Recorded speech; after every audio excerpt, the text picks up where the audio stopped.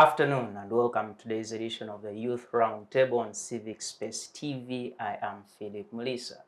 Today is the 29th of November 2023 and we are looking at the status of multi-party politics in view of the opposition boycott of parliament in Uganda. We want to interrogate what is the position of political parties, all of them, in government, on opposition. How are they relating to this situation in the country? And how does the future look like? Now, to help us dig into that issue is a panel of distinguished young people of this land of Uganda, and by extension, the African continent. I'll give a minute to each of them to introduce themselves to you, our viewer, and later we shall go directly into the conversation. I'll start from my extreme left. Gentlemen, a good morning. Hi there. My name is Obbo. I am a final semester student at Kyambogo University. I study English and literature. I'm a mental health advocate with Tukule Foundation. I'm a poet and a writer and many other things. Oh, very big person. We're happy to have you today here. Good afternoon, everyone. Tracyleen Ankunda is my name. A final year law student from Makerere University. Student affairs, Bushing District Youth Council, and a member of NRM. I'm proud of that, and I'm glad to be part of this conversation today to highlight on how far we have gone with the multi-party political dispensation, among others. Thank you so much. Key, pronouncement in there, a member of the NRM. You're most welcome to the show. And lastly, gentlemen, you're most welcome. Yes, good afternoon. My name is Winny. I am an economist. I work with Uganda Limited, and I'm found at Venture Innovation and Business Hub, but also seated next to an NRM. I think I should introduce that I'm a member of the oldest existing party in the country, DP. Okay. And I'm a happy Democrat, and I believe I have so much to share with you in regard to parties and the issue that we have at hand today. Thank you so much, gentlemen and lady, and you're most welcome to the show. I want to start with, we have a member of UID. Yes, please. We have a member of the NRM and Obbo who fears to declare No, where he belongs. You are not registered any political party. You are not in any political party. But multi-party politics, we know that in Uganda here, this system comes on our soil in the early 2000s, and to be specific, we have a referendum in 2005. 2006, we have our very first general election that has many political parties. Tracyleen, you who is in government, how far have we gone on this journey? Is it a good one? Is it a promising one? Or we failed before we started? Thank you very much, Philip, for that. I must say that there's never been a clear journey. Every journey you take, either in your life, either in your academics, either in politics, is never a straight journey. While you move, you might meet corners, you might meet humps, you might meet so many things along the way. But what keeps you going is the energy and the hope that you are getting to your destination. And so the political journey, I must say, in terms of political parties, to me seems to align in that format, that it is a journey we are traveling. We have had so many political parties come on board. We have had so many young people participate. We have had so many people believe in those ideas that certain political parties attribute to. But on the same note, we have had still the same political parties that have had issues amongst themselves. Take a look at the FDC, Even other political parties, they could have issues, maybe just because they are not in media as much as they are with FDC. We have had UPC for over a long time, and we have young people of our generation right now who still do believe that these are the principles, these are the pillars that I can stand in as a young person, that I can believe in. We have people who still can decide not to belong to a political party, and it doesn't take away the fact that maybe they're not interested in politics or they are not actively participating. So to me, I would say that in as much as it is a journey we are traveling, it is a journey of hope, and we cannot say that we are not doing well. We are progressively moving on. Maybe questions would arise later in, are we moving in the right direction, and what are those challenges that we have on the way, and how can we be able to polish them up for the best? Because if you have opposition parties, maybe say like the National Unity Platform, or maybe if you can talk about maybe the UDA or the DP, they too have a transformation. They too feel there is really a movement right from the start. They too feel if you can give young people spaces, if young people can believe in those ideologies, to me, it positions the sense of continuity. It positions the sense of sustainability. It positions the sense of inclusivity, and also appreciating diversity. That as a country, can you say you belong to this party with pride? Just like Brian said, is a happy DP person. Can I say I am an NRM person, but with pride? And that should not dispute the fact that maybe my friend here is not in politics or is not so much of a politician. And that should be able to inform a conversation that even with our political parties, we should be able to accommodate ourselves. That's the journey along the way. If I can appreciate Brian in his political party, if he can appreciate me, not because I do not believe in your principles, does not mean that I do not, like, I hate you, And over time, we've also had those as some of the rebuttals in this journey of the travel of politics and political parties.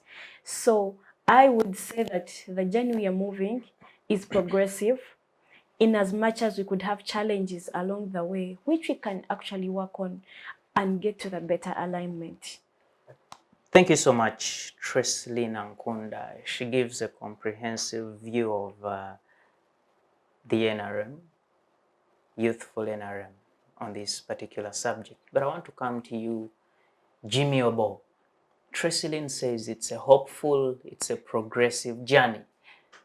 She also says there are actually people who choose deliberately not to belong to any political parties. But I want to pick your view. How do you see the journey of political parties in this country? 2005, I know. I don't know, are we millennials, Gen Zs? Are we? But strongly, I believe you have a lot of knowledge on this subject. Talk to us. Our submission is pretty interesting because I want to look at 2005 when the referendum was held in July, and a big number of Ugandans chose to move from the movement system to a multi-party system. How have things been ever since then?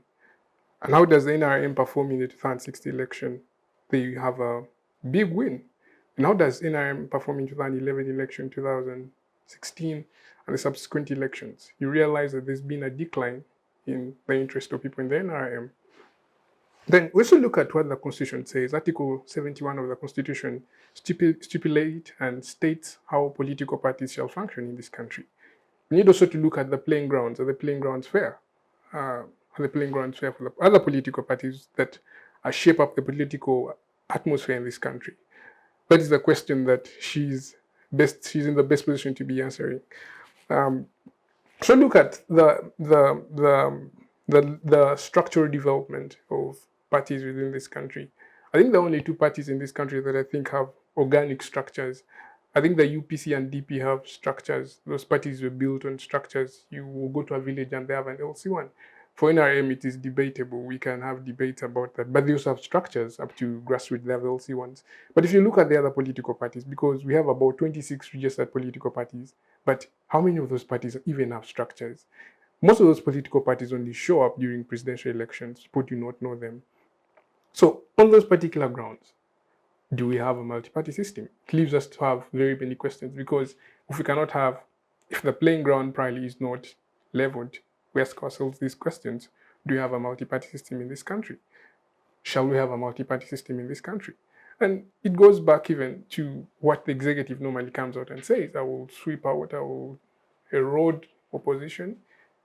So it's more of like we're still in the movement system, though in the pretext of a political multi-party system.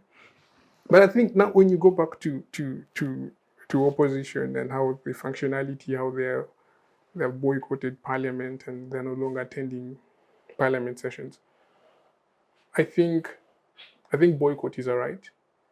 I think people have a right to. Yes, thank you so much. We're going to discuss the boycott a little later in the show, but I want to pick your view of generally, how do you see the space politically, multi-party politics, 2005 forward?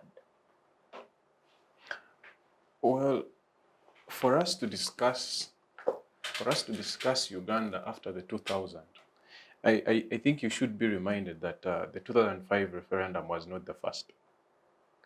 You see, the same Museveni, the same president that thought that Uganda should stick to the one-party system, changes his mind in 2005, because we had a referendum in 2000, if you are to check in history.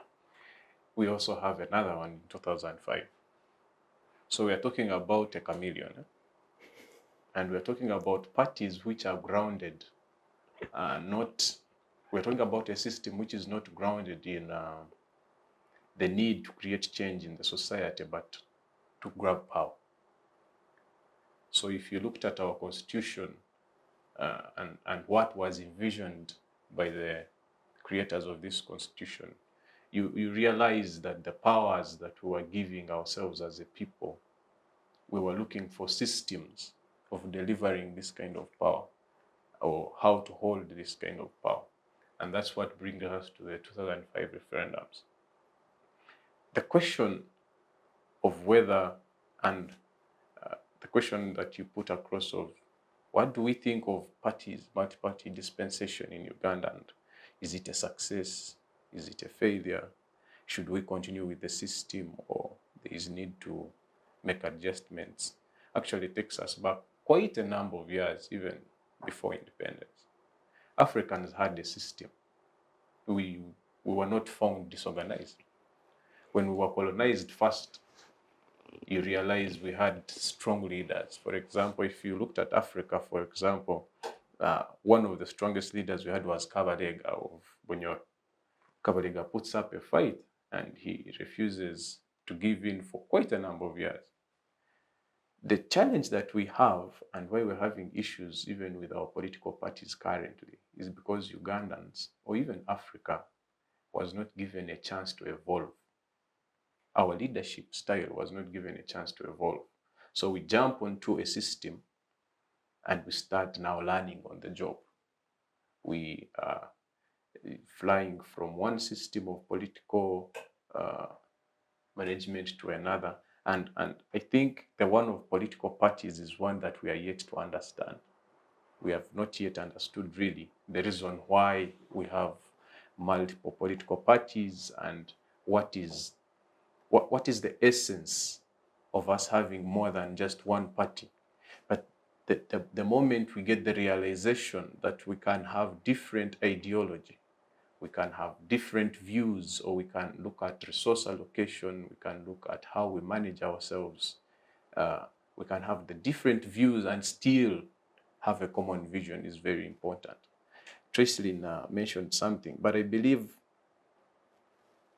speed is important.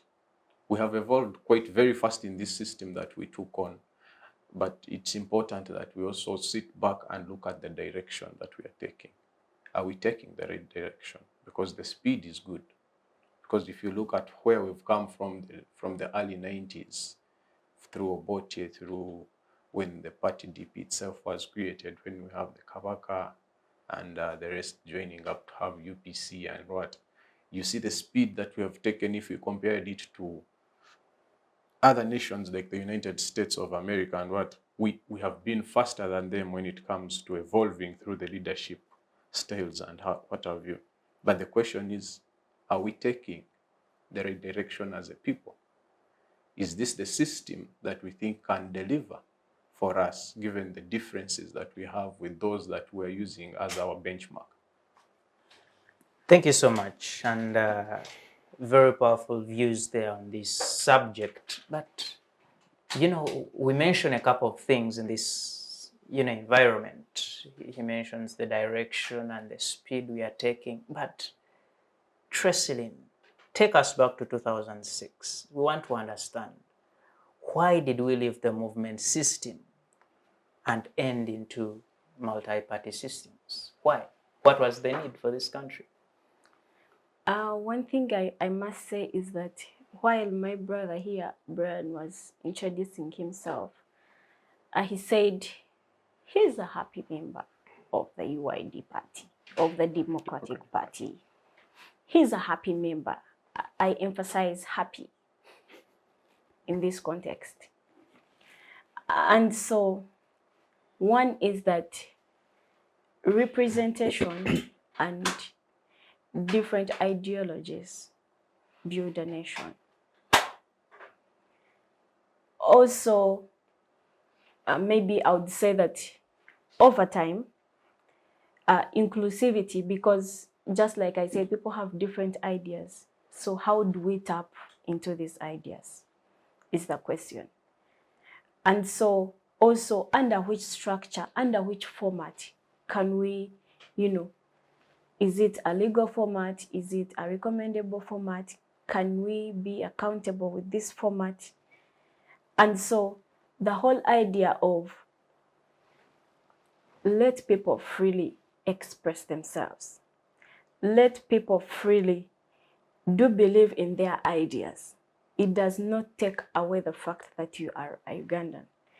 Now, I think over time, the challenge that we have had with this multi-party system is that people they are not Ugandans first. They are NRM first. They are DP first. They are NUP first. They are UPC first. That becomes very problematic, because if in a country where we think our ideas can actually yield and build for us something together, if we are not fronting Uganda, if we are fronting your political party, it becomes challenging. Because look, it would in the long run look like it's DP that should, you know, it's NRM that should.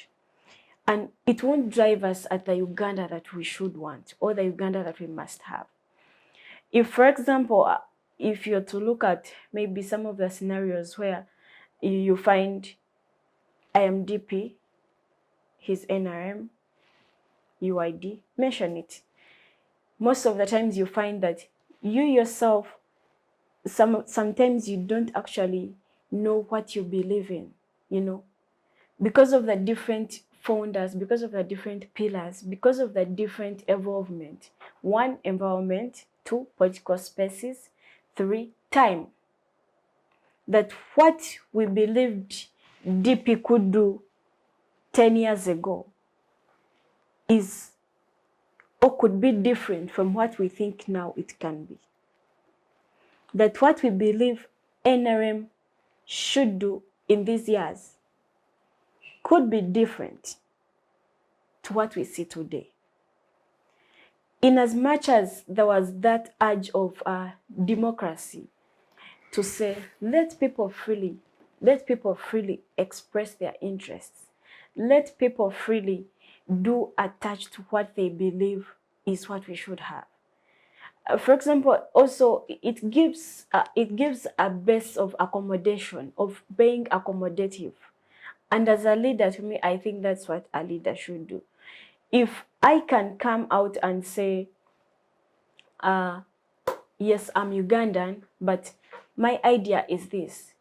Can we co-work together? Can we relate together?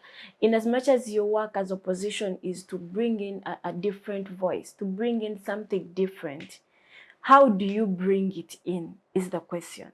But then also, even when you bring it in, how is it perceived from the other party, or how is it perceived from the other side? Also brings in a lot of controversies, because you might push this and the other side is pushing this or is pulling that.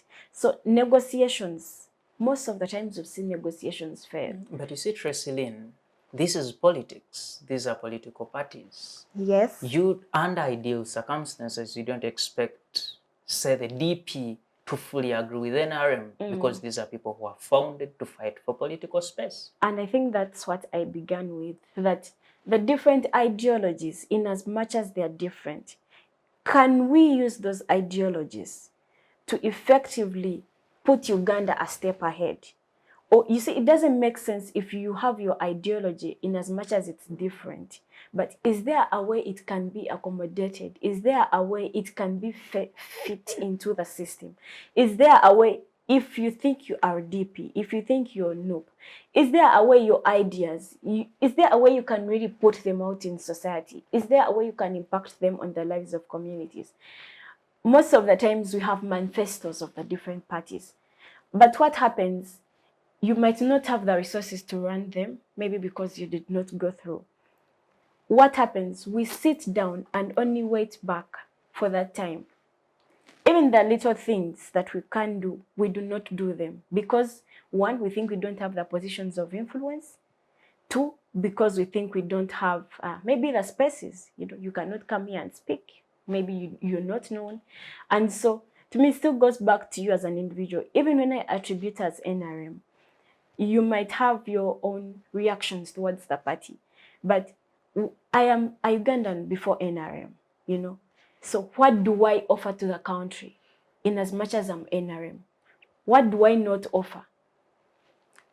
Thank you so much, Tracyleen. I want to come to you, Mr. Obbo. I've seen you smile a lot to Tracy's submissions, and I thought perhaps you'd want to respond to some of them. But again, I want to put a similar question.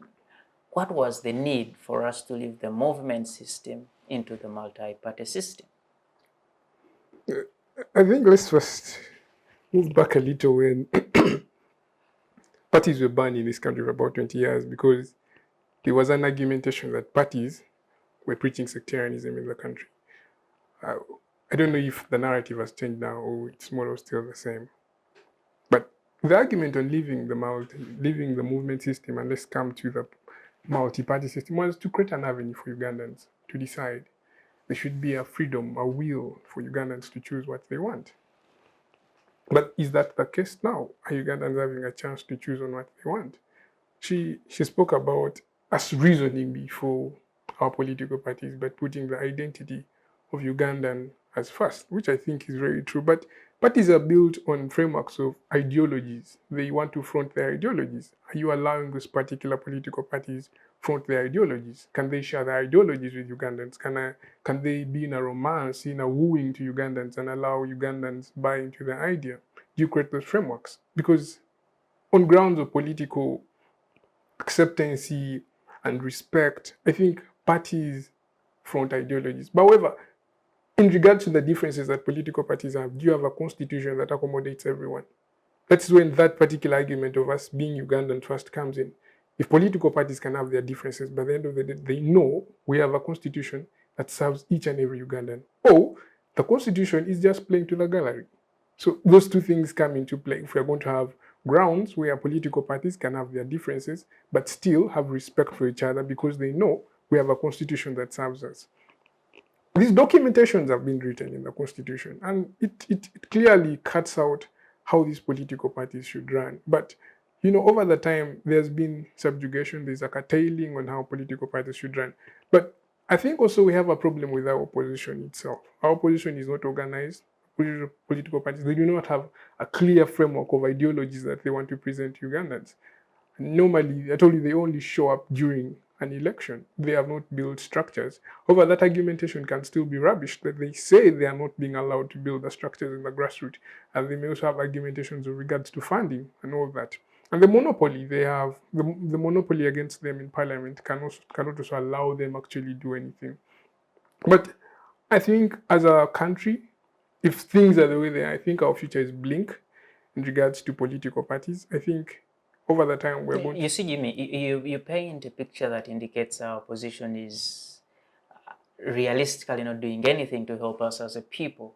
Do you then submit to the fact that perhaps we should go back to the movement system because these people have not added any value? I think in my submission I said, how are the playing grounds? Why isn't the opposition performing? And I said there's a subjugation. There's a curtailing normally. These guys are not allowed to operate freely. Who doesn't allow them? She can answer that question. That question is hers. You can answer. No, she's in the best position to answer that. We have seen it over the time. There is that curtailing by certain forces that do not allow these other political parties have a leveled playing Should ground. I assume you say they are not allowed by the NRM?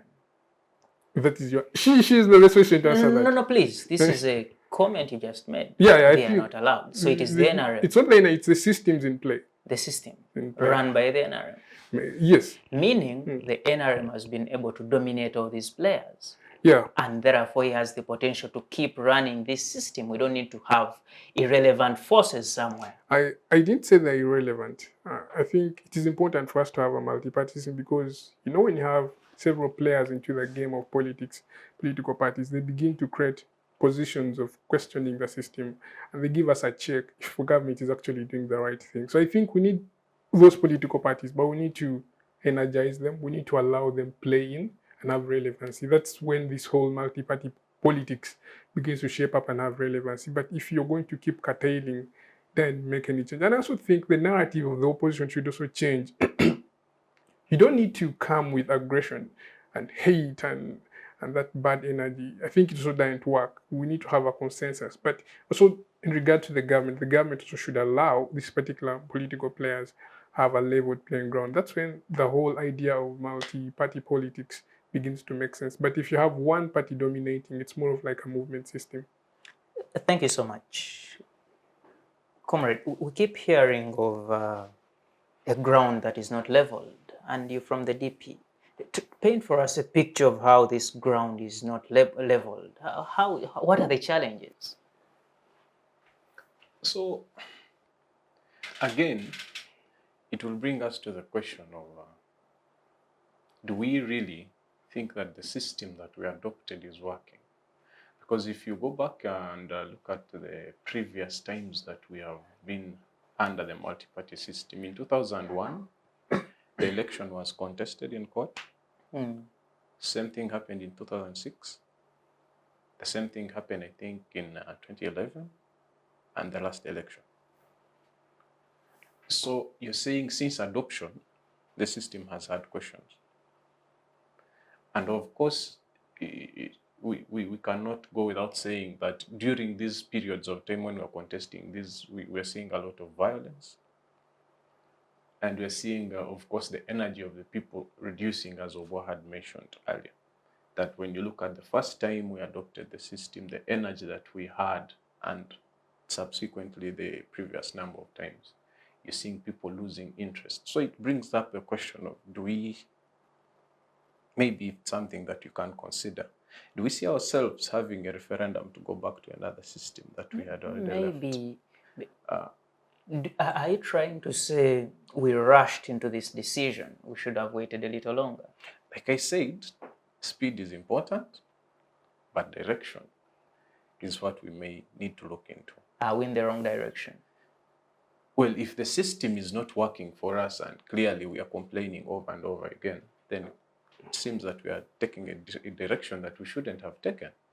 Because 2001, you contest the election. Violence happens in the country. People are not satisfied with the result of the election. The people that chose to go into a multi-party dispensation, 2006, 2011, and currently, if you look at our system, once again, we have the same issues. We have a parliament which has people from different political parties, but if you looked at the respect and the weight of that house, it's in question. We're asking ourselves, really, what are the powers of the parliament? Legislate, but do we see the parliament having the power, or we think it is one party dominating or one individual influencing each and every issue that is passed on that floor. So if we're to look into this, we're going to have to ask ourselves that fundamental question of whether we are doing the right thing, we're taking the right direction with the multi-party system, or it's an issue. We can't say that the system has issues and not look into ourselves also. So it will also bring us to the question of whether we're using the right system, but the people who are using it are the ones who have a challenge. The Democratic Party, when she mentioned that many of us put our parties first and then the country next, I think we also need to ask ourselves that question very much. Is it the parties that we're putting first? Because when you look at the doctrine, when you look at the ideologies of these parties, some of them don't even have ideology. The ideology is removing the next party and they take power. What to do with the power is something that we think they're thinking of doing the next after they have had the power. So it's a question that we have to think of. And Uganda as a country, it's not a new phenomenon. We have had that kind of same issue in the past. If you look at the 1980s, we had this same challenge before we got into the system of the movements or the single, because the elections that we had back in those years, they were marred with a lot of violence, and people were not confident with the results of the election. That brought up issues in the nation. You can look at Obbo times, you can look at Amin. And this is a history that we thought we are going to leave behind. It's unfortunate that even up to now, we're discussing issues and we are looking at patterns repeat themselves over and over again. So the question will come back to us one day and we ask ourselves, is this a system that we are really going to take on, or should we change back, or should we look for something better? Like I said in the beginning, we need to look at ourselves as Africans, as Ugandans, because what is happening in Uganda is not new to other countries. If you looked at Kenya, for example, we have a presidential candidate who contested, and he was saying for the last 5 elections, every time he's in court and saying, no, I want this election, I want this election. And it's a system they're also using. So the question is, for us Africans, do we think the systems that we're using are working for us, or should we look into the direction that we're taking and not just appreciate the speed that we're taking into adopting these systems? Thank you so much. And I want to come to you, Jimmy. He keeps questioning the systems, the democracy we are looking for, the many political parties we have. And getting into this system, amidst all other factors that contributed, we know that the pressure comes in 1991 after the fall of the Soviet Union. We get a unipolar world governed by the United States. And this particular power dictates that all nations, particularly in Africa where they had a lot of influence, should actually change from the single-party system to a multi-party system. And they use their weapons of power, we know, the IMF, the World Bank, to threaten us. They say, if you do not get into multi-party system, then no more aid, no more money, no more ABC. Do you think these people made us make the wrong decision? I wouldn't want to say the answer may still be yes and no, but I think I wouldn't say we made a wrong decision, because I think over the time you realize that there's been a healing process when the multi-party politics came through. But over the time, through the moment that the wounds were trying to heal, the wounds again got scratched. So it's more of like a recurrence. But I think it's and about that is an indicator of failure. It's not an indicator of failure. My argumentation is going to be on allowing institutions function independently with autonomy. Allow these institutions favor every political party. Who should allow them? The systems at power, the executive, the legislature, the judiciary, that should be the core. If we are going to have these parties have any influence, that should be the core. allowing these parties have autonomy, these institutions that shape up the country have autonomy, let them function in favor of every political party. But if we're going to have one political party influencing other institutions within the country to subjugate other political players, then we cannot achieve it. I think it's achievable as a country. We can surely do it. And there's been growth. There's been growth. The mere fact that we have about 26 political parties, there's growth. There's a side of optimism that this particular issue can be achieved. I don't think that the country made a wrong mistake to move from the movement system to the multi-party system, because in the movement system you realize that during that particular period, the people that negated this, they said, we do not believe in this. There were those questions like, okay, we want to remain in the movement system. The people like Cecilia, well, they do not believe in NRM. How do we accommodate such people? So how do we get them to play in here? Because at that moment she was in UPC. So how do we bring her to have a space that she can preach her ideology of her political belonging? So I think the multi-party system creates that particular avenue.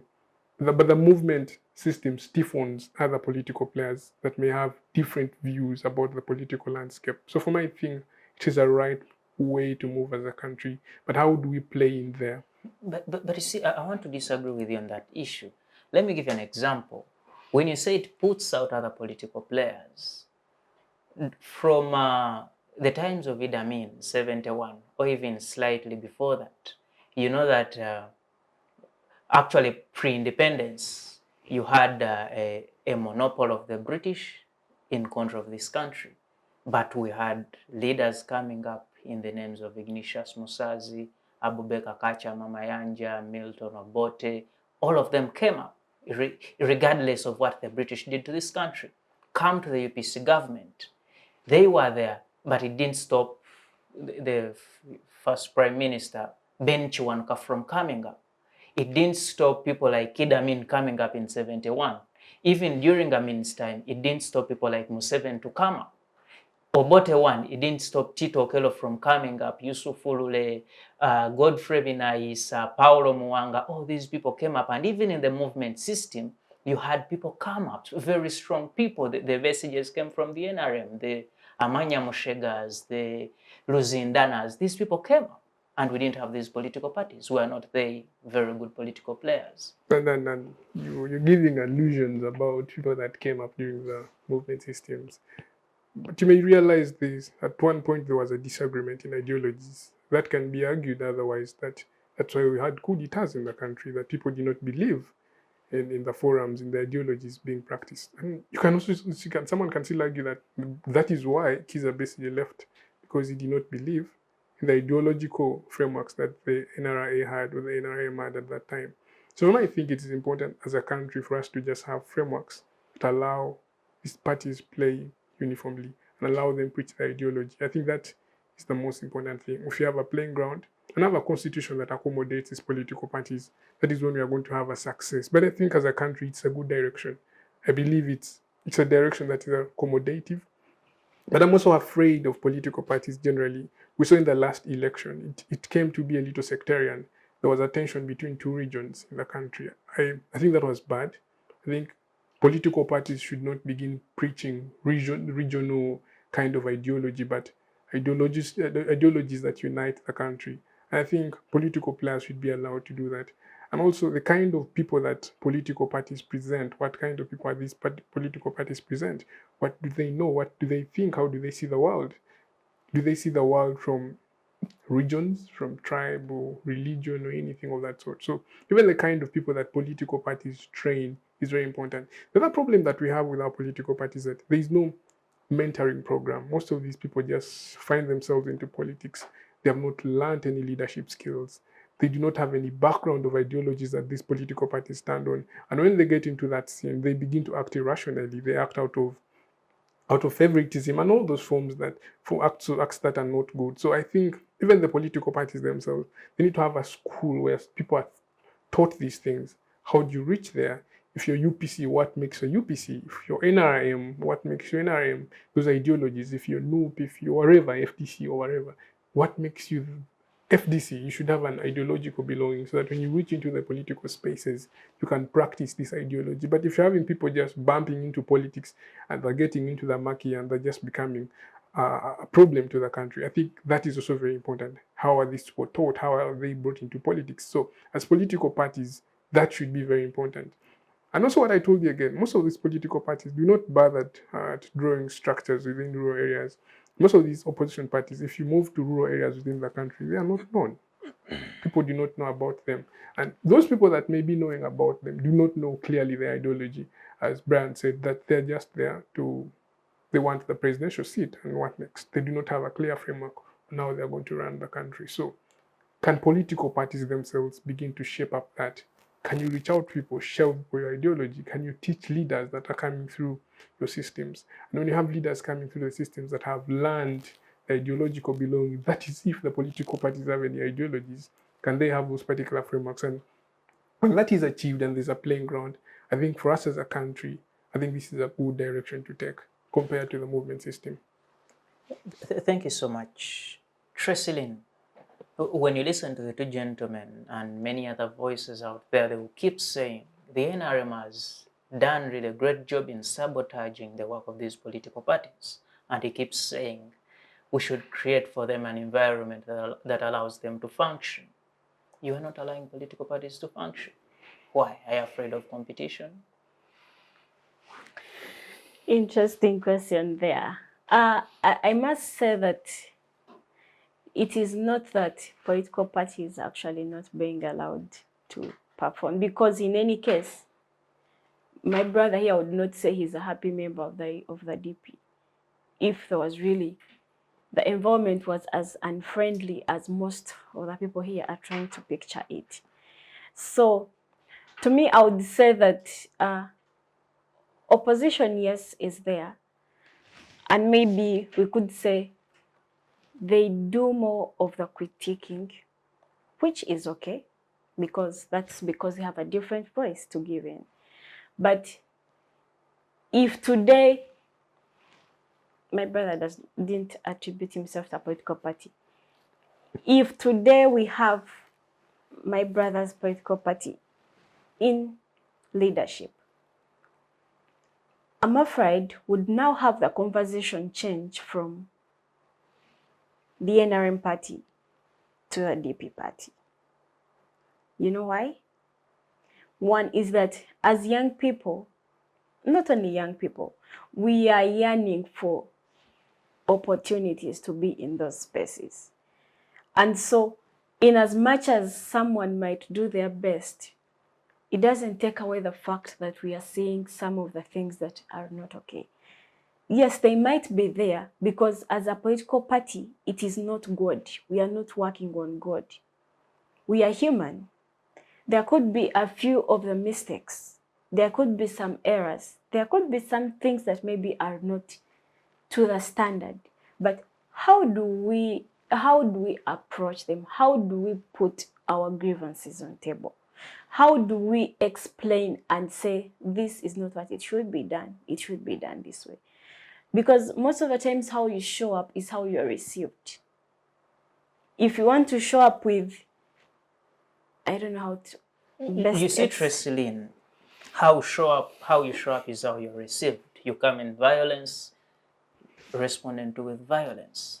But in the law, you're a lawyer, you know there is something they say, proportional force application and so on. But number two, we've seen people in this country, for example, currently opposition members of parliament are boycotting sitting on issues of human rights. And what has the NRM said? Represented by the speaker, we are going to expel these people out of parliament. No, I think, is that a realistic response to I this? think what I should say is that brings a whole different conversation. Ideas of human rights are things that affect both of us. Yes. Whether you're NRM, whether you're FDC, whether you're NOP. Your right to life, your right to health, your right to name it, from torture, from anything, really is attributed to you as a human, as a person, not because you attribute to this party. And it really triggered my mind when it comes up in a way of, it is us opposition. And besides, Because the NRM failed to no, act. wait, and besides, this is it. There are different avenues, just like you said. Article 38 gives mandate to you as an individual, to civil societies, to hold the government accountable. Equally, we have judicial systems, unless we have had some of you say, this still superiority, who is in control? We have had those questions. But I must say that also for power sustainability, there are some of the things that we must agree with me, whether it is a fact or not, they will keep coming up. But if you look at the judicial system, these are avenues for us. If you're putting up a grievance, it could be a grievance. But now, if you don't show up to represent it, there could have been a better avenue. Tracyleen, we have a judiciary in this country. From 2021, the general election, there are people that died, there are people that disappeared, and the NUP, the DP, the FDs are saying person A, person B, person C disappeared. Government produced these people. Is that so much to ask? It's not so much to ask. I think I've had in one of the conversations of the chief whip how they have progressively done their best. One, through ministerial statements. They've had conversations on human rights. There's the Uganda Human Rights Commission and Article 50. We have these other spaces that are really fighting for human rights. Statements for 3 years. Someone is missing. A statement in 2021, 2022, Phillip, 2023. I don't want to say that it is a bit so objective, but just to give it an open mind, you as an individual, some of the things, it is not that they have not actually, this is politics at play. This is politics at play, by the way. And also, we have activism now at play. But in which timing, in which timing is it coming in? Some of the people, I've seen the chief whip table the list over time of those people. I've seen them do, some of them maybe have been held accountable, some of them maybe have been released, but just because, I don't know exactly how to frame it, just because maybe some of the people think Tracyleen is missing, haven't had scenarios of the politics at play where it is a blame game. Who is holding who? Because it is a political space. I don't want to say... There is a government in this country. There is a government. Its role is to protect, it is to fulfill, and it is to promote. Yes. And to respect, I mean. These people are missing. It did not protect them. Not that it did not really protect them. I don't want to go so much... Thank you so much, Tracyleen. I want to engage Comrade Brown on that particular issue. Over time, we've had a debate in this country about the quality of leadership we have in this country. And for example, today, opposition members of parliament are out on issues one would imagine are not partisan in any way. Human rights. Someone died. Someone is missing. This is about life, not political party. And the NRM side of the house is full, packed. No one is moving out. No one is even complaining. What does that say of our leadership in the country? You see, political dramatization is not a new phenomenon also. Because the issue of human rights, such as the one that we have at hand today, of people that have died, of people that are missing, is not one. Actually, for me, it's one that we should take very seriously. But in the recent days, you can tell that even those that we think were boycotting Parliament for the reason of people missing, of the human rights negligence in the country, at some point, they kind of they just distract you from whether they really have the heart of what they are putting across, or it's an issue of them wanting media presence or attention. For example, if you pay attention, you realize there has been issues that were being raised, such as parliamentary procedure, rights and what have you, when it comes to committees, when it comes to flights abroad. And these are issues that people are taking serious. I believe if we are, she mentioned that the opposition, because my question as she was talking was, what is the role of the opposition when it comes now to observing of human rights in the country? I believe what they have done is to sound the bell that, look, there is an issue here. But it has been 3 years and you have not responded. So I don't think we're discussing political parties at this point. We're discussing the issue of government. It's not the issue of political parties. And when we see those who belong to the other side saying that for us we shall continue with parliament, then it puts holes in those who have decided not to be in parliament. I don't think that the whole boycott and should be treated as a political dramatization or anything of that sort. It's something that they're trying to project to the media by bringing up simple issues to try to sway us from the real challenge at hand. That being said, my question now comes to Tracy. You mentioned of the chief whip saying they're bringing names up, but we're talking about human beings. Recently, we had cows missing from someone's farm, and I'm sure answers have been found. We are talking about human beings. Today, we are talking about 18. 18 human beings are missing. We cannot be discussing procedural rights in Parliament at this point.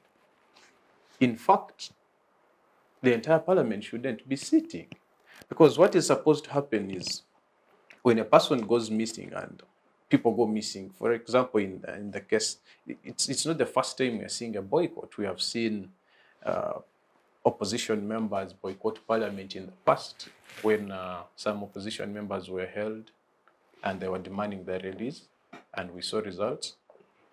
We have seen boycotts. There have been quite a number of them. Yeah, I think the most recent ones are about the Honorable Segiri and Honorable Sewanyana, and there was one about the Honorable Chagulanyi when he was arrested towards the elections last time. So. And because if I'm protesting, you don't tell me the style I protest in.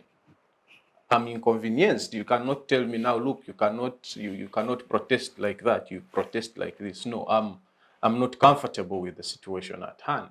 But if we're to look at how is it supposed to be handled in Parliament, because these are the rules that guide us.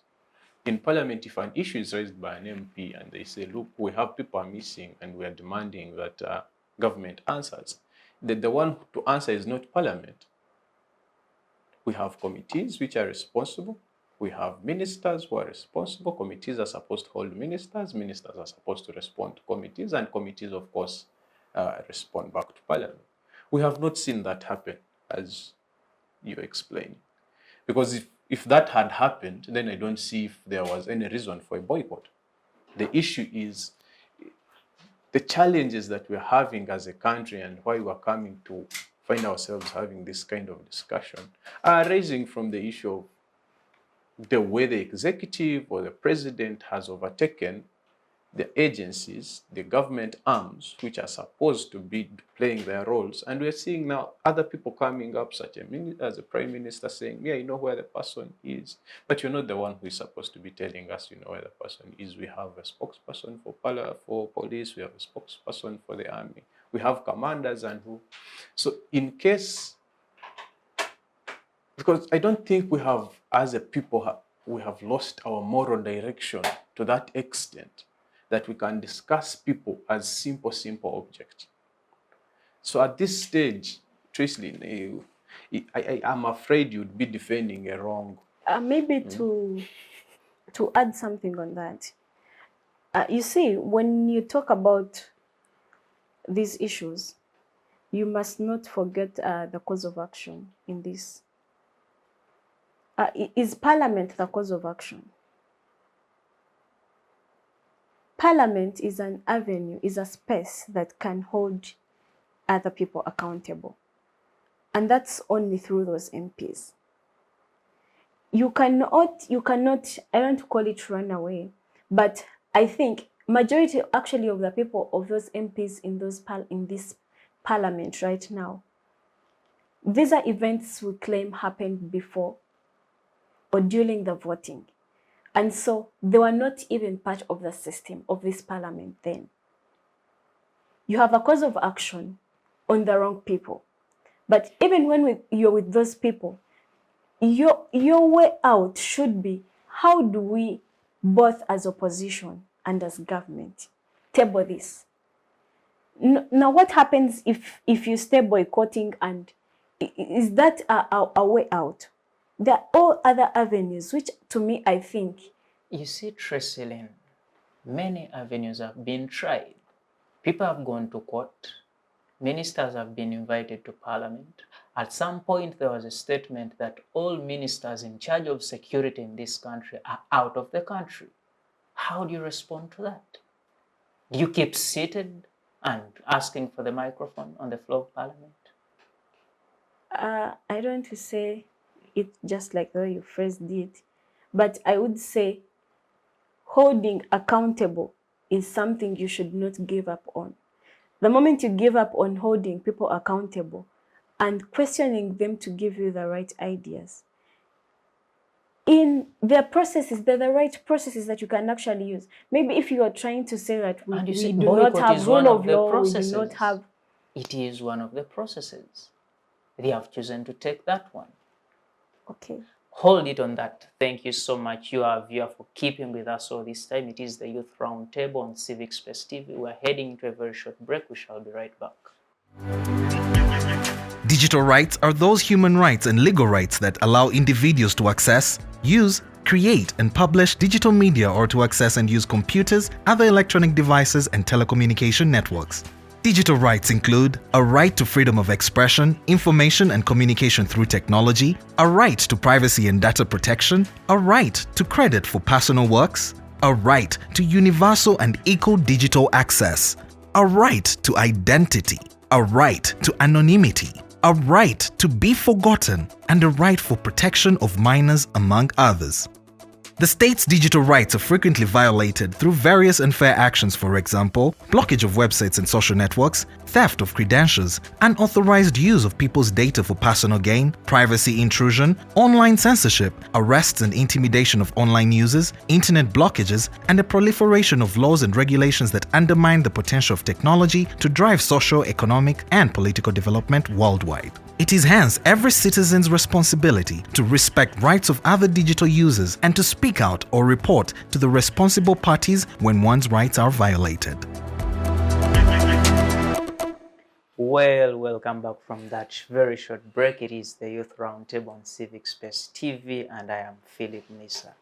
Today, we are discussing the status of multi-party politics in this country in light of the opposition boycott of plenary for over a month now. Helping us in that discussion is a panel of distinguished young people of this country. I have Obbo from Kyambogo University, Tracyleen Ankunda from Makerere University, a lawyer, a literature student, and I have Winny, who is an economist. Thank you so much for joining us today. Now, early in the conversation, we are talking about leadership, and I want to, in this segment, start with you, Jimmy. In the earlier parliaments in this country, the 6th, the 5th, the 4th parliament, you could see leaders come together on certain issues. Leaders in the opposition, leaders in government, come together, agree on an issue, and they support it, what they call bipartisanship.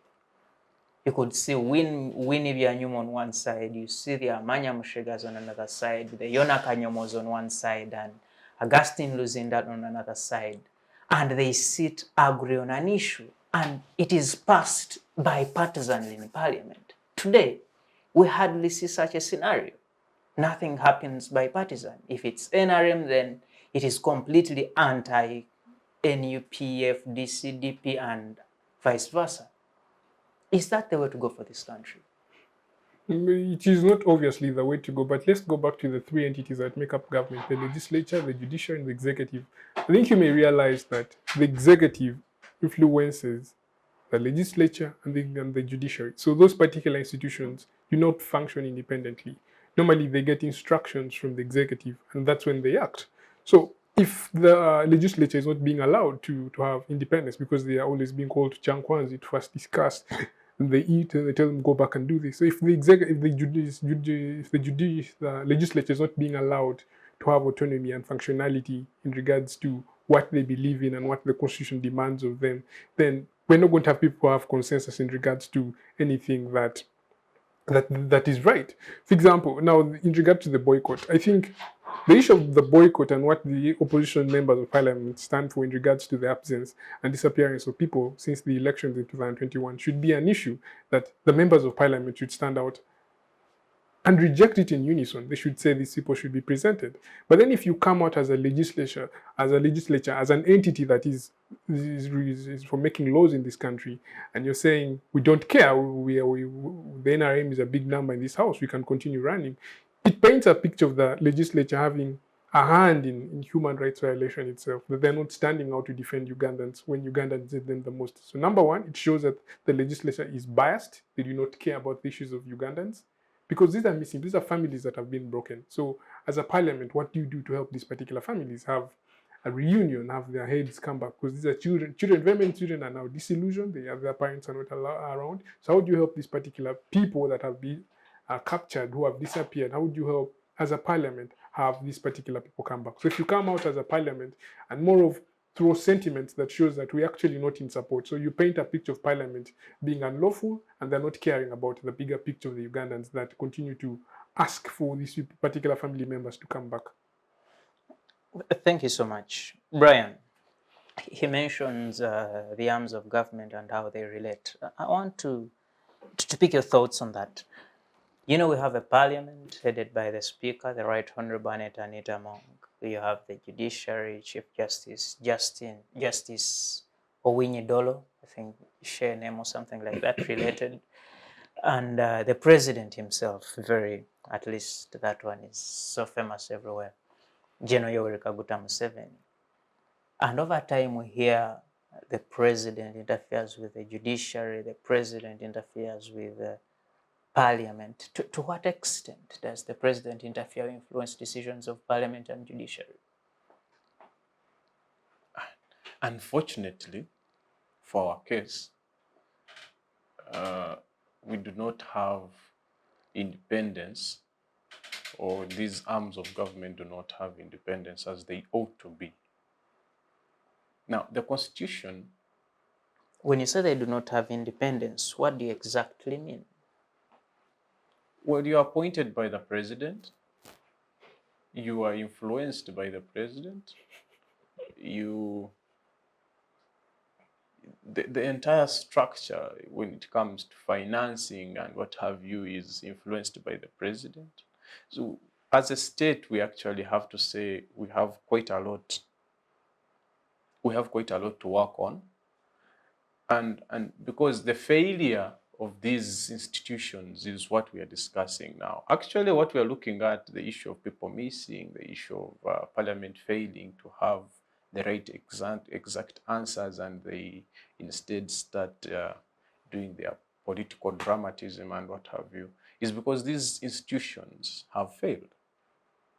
I can assure you, some of these people, we are blaming them for nothing. I do not think they have the right answers themselves.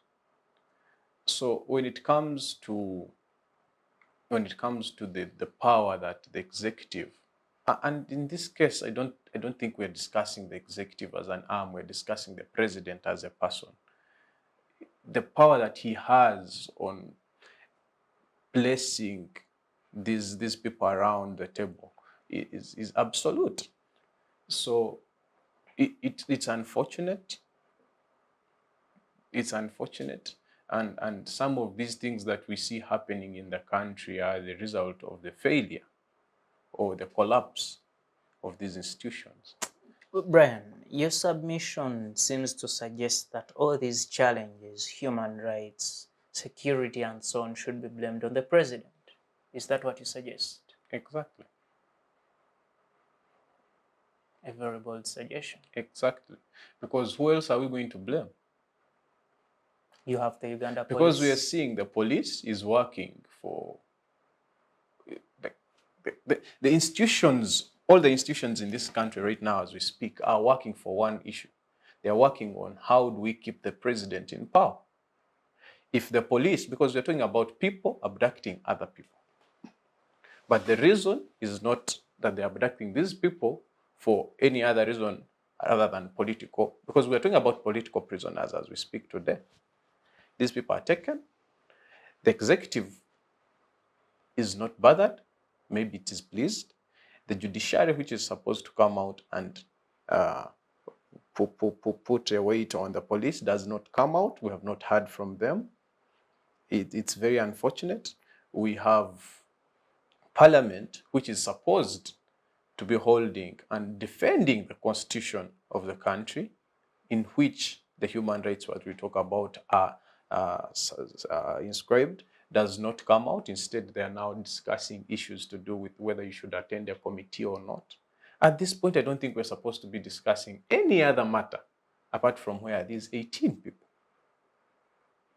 So if these people instead are all working to please one gentleman, then we have a collapsed system as a country.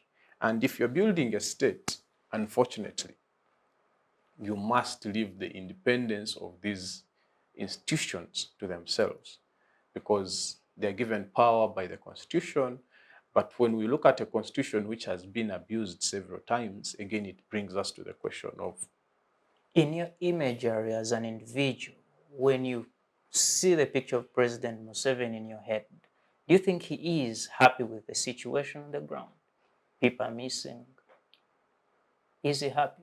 You see, I was lucky to have read one of his books.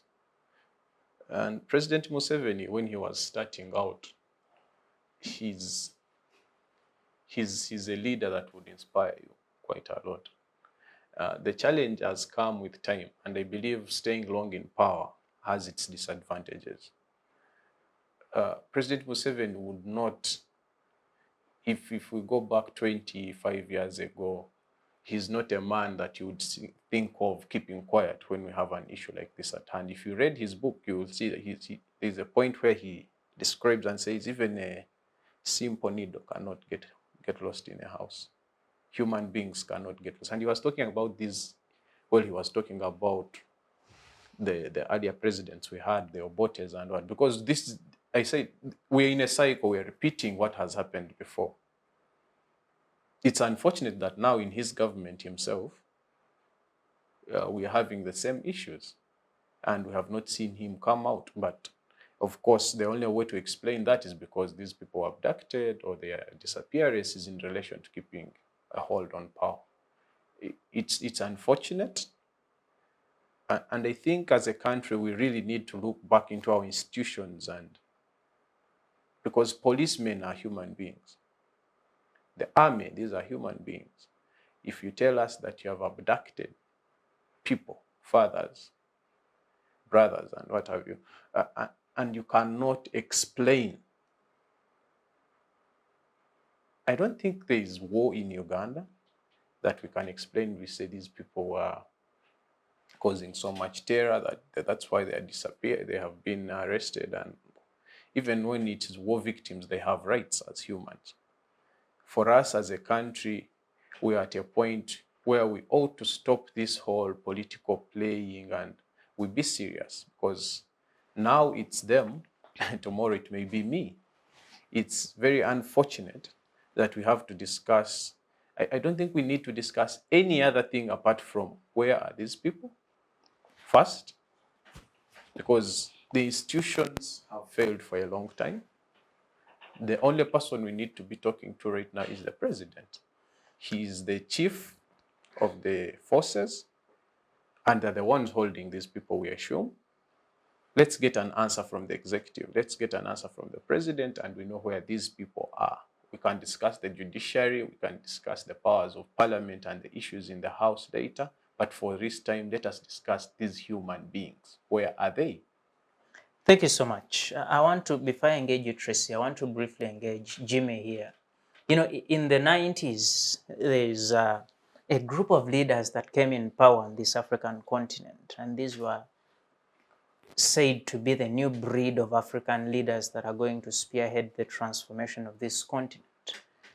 And in that category, actually, our president was among them. You had His Excellency Paul Kagame in Rwanda, you had His Excellency Isaias Afwerki in Eritrea, talk about Meles Zenawi in Ethiopia, talk about a couple of them. They came to power, and we thought these were the leaders that are going to transform this continent, at least from the basics of what they represented at the time. And he says, our president, if faced with who he was 25 years ago, there is a complete change. What happened to these leaders? And in responding to that, I want you to share with us how tainted is the image of our leaders today, especially our Ugandan president. What happened to to African leaders when they were coming into office? I think the problem with most of the African leaders is that they reach power and they have a greed and lust for power. And they begin focusing on drawing tools that can keep them in the power. And through that process of wanting to keep the power, that's when they start getting tainted. Because at that point, their lust for power can let them do anything. They can do anything to keep themselves in power. And when they begin to work towards keeping themselves in power, they lose the interest in having service delivery to citizens. And their interests are to manipulate people and keep people naive so that they keep the tools of power to them. And this goes back to having an influence in every institution within the country, so that you have people that are going to play to the gallery, or that will bow and worship him, or the president, or whatever leader in that particular country. And they begin to have absolute power, and power begins to run towards them. I want to give an example of Uganda. In Uganda, when someone's land is being grabbed, they are not going to go to police, because they know when you go to police, the judiciary is not going to serve you.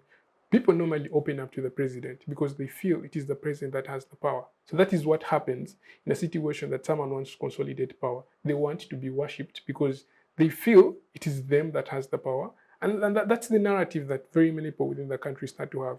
People do not want to raise the issues before the floor of parliament because they want to meet the president, because it is the president with authority. It is the president that exerts influence. If the president speaks, the decision is going to be had. So I think now, how tainted are our leaders over the time? I think our leaders are so tainted. There are going to be questions when this government leaves. People are going to come up and open up to other things that we actually do not even know, that people fear to talk about because of fear of losing their lives, fear of being threatened. So I think starting from human rights to the economics to the corruption and sectarianism, those are all issues that have risen up in this country over the time.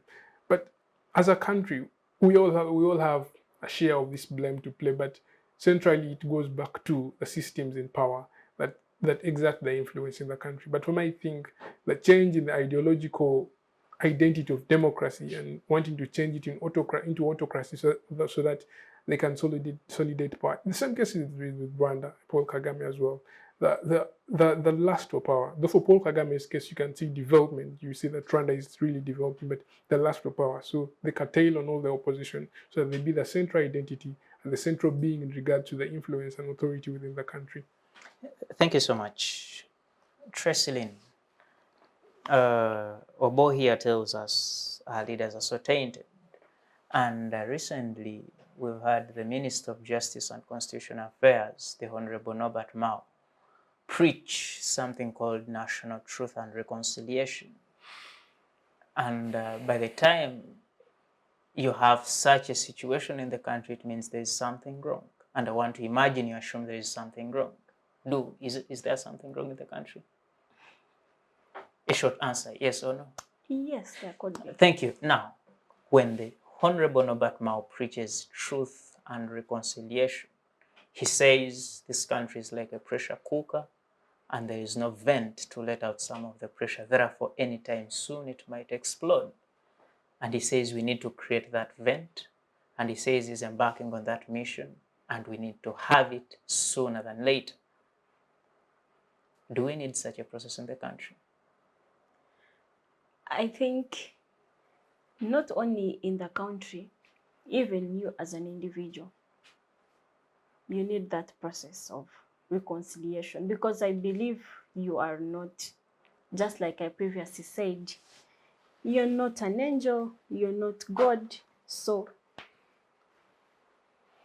over time, in your how you behave, how you react with people, some could get annoyed, and whereas some could see you as a good person.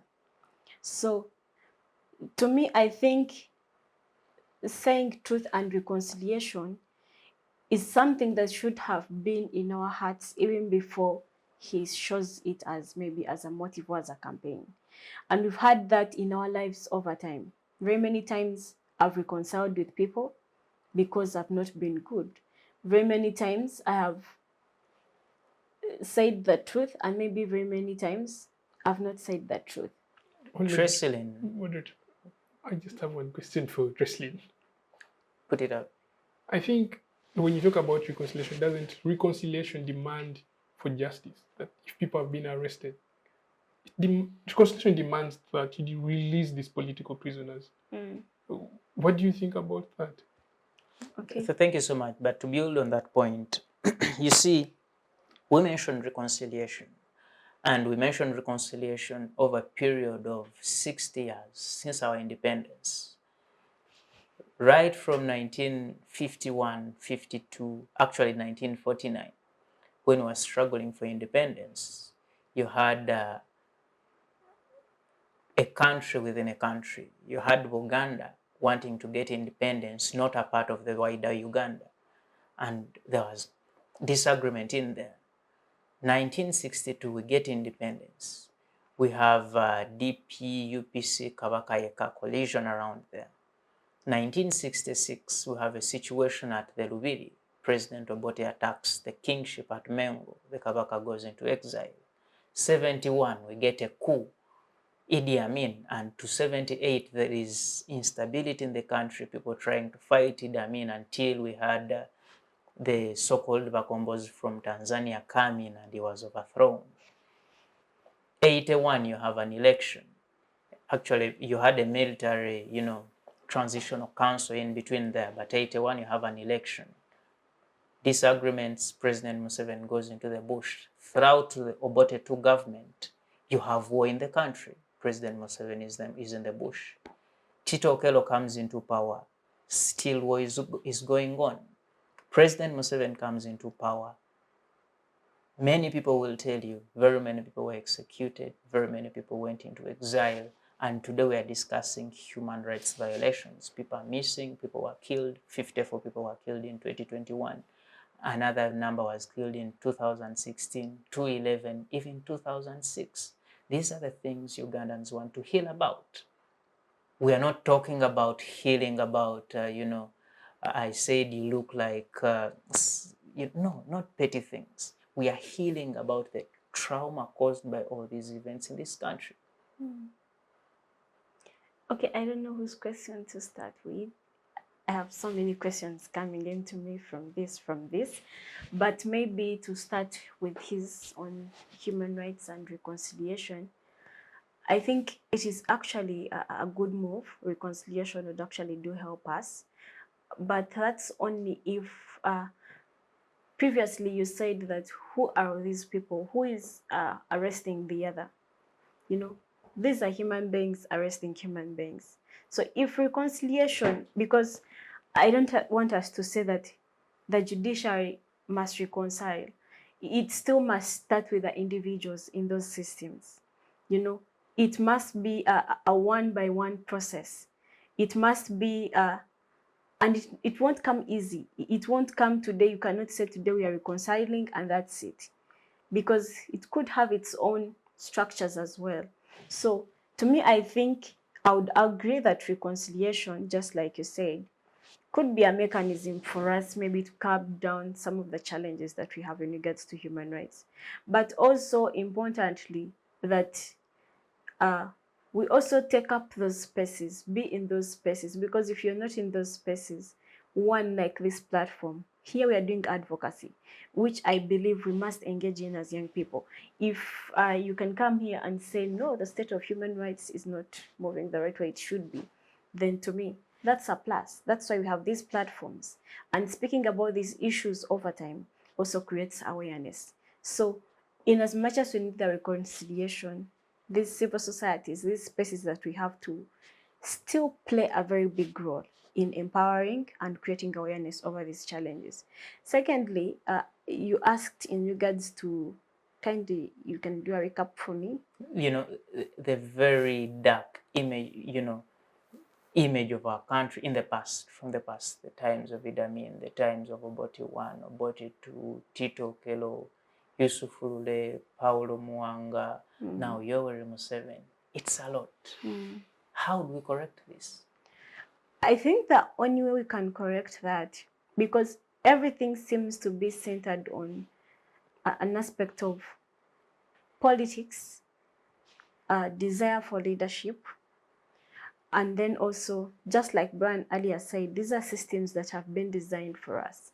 What was the situation? What was the situation like before we had, this form of hierarchy that we must have a president, we must have a judiciary, we must have executive, we must have these constitutional spaces. The Great Mali Empire that covered the whole of Central and Western Africa was the richest empire in the world. That was before colonization.